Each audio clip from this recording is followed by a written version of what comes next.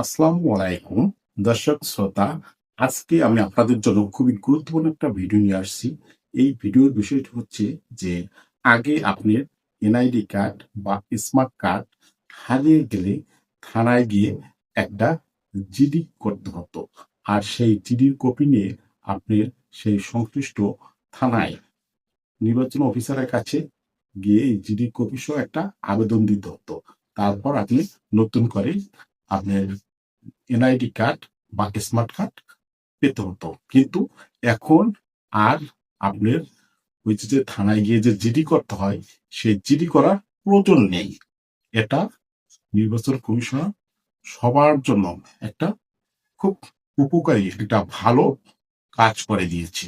যে এখন আর আপনার জিডি করার প্রয়োজন নাই। এখন আর আপনার এনআইডি কার্ড বা স্মার্ট কার্ড হারিয়ে গেলে থানায় গিয়ে জিডি করার প্রয়োজন নাই।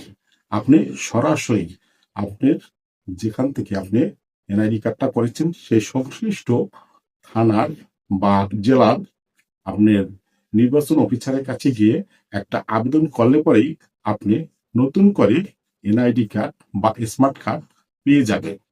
তো এই ভিডিওটা আসলে খুবই গুরুত্বপূর্ণ এবং সবারই জানা দরকার। এটা একটা যুগান্তকারী সংবাদ।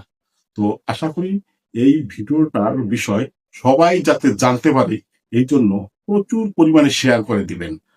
এটা নির্বাচন কমিশন প্রজ্ঞাপনের মাধ্যমে এই বিষয়টা সবাইকে জানিয়ে দিয়েছে। হয়তো অনেকেই জানেন না।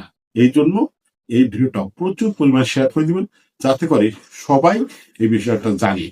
তো ভালো থাকবেন। আসসালামু আলাইকুম।